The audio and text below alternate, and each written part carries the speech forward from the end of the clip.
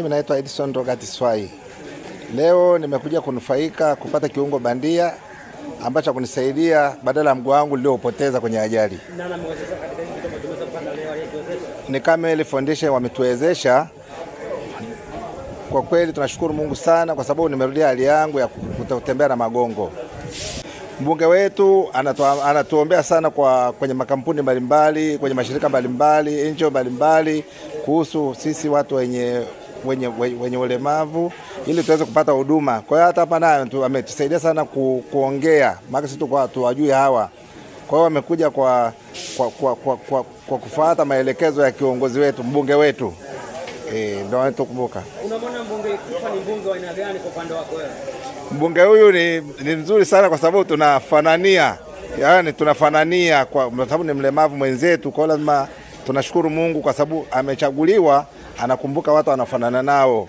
Ameapa juzi tu lakini ameanza kutekeleza wajibu wake sasa hivi. Unampa pongezi kiasi gani kwa sasa? Nampa pongezi kwa sababu tangu mwanzo si mara ya kwanza kutuhudumia. Hata alipochaguliwa sasa hivi amekuwa ni muendelezo wake, si jambo ambalo geni amelianza. Kwa ni moja kati ya kiongozi ambaye kiahidi anatekeleza. Ni moja ya kiongozi ambaye kiahidi anatekeleza. Kwa kweli tunamwombea Mungu azidi kumpa maisha marefu ili azidi kutukumbuka.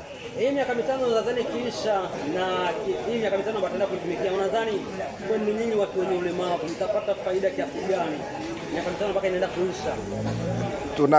Tunaweza tukapata faida zaidi ya hiyo. Maana ametuhamasisha kwenye mikopo, walemavu wanakopesheka, kwenye huduma kama hizi, kwenye vitu vingi, ajira, anatetea walemavu wenzake ili waweze kupata ajira. Kwa nini lolote la mwisho basi kwa upande wake mheshimiwa mbunge Kupa? Mbunge sina zaidi ya kusema Mungu ambariki, azidi kumbariki sana yeye pamoja na Kameli kwa kutuwezesha sisi. Mungu ape maisha marefu. Mimi naitwa Ahmad Isa Kiduka. Kwanza kabisa napenda kutoa shukrani kubwa sana kwa awamu ya 6 kuweza kujali kundi maalum la watu wenye ulemavu. Napenda kutoa shukrani kubwa kwa kampuni ya Kamari Steel kuweza kuwanufaisha watu wenye ulemavu makundi maalum kuweza kupata miguu ya bandia. Ili napenda kutoa shukrani kubwa sana za dhati ziwafikie.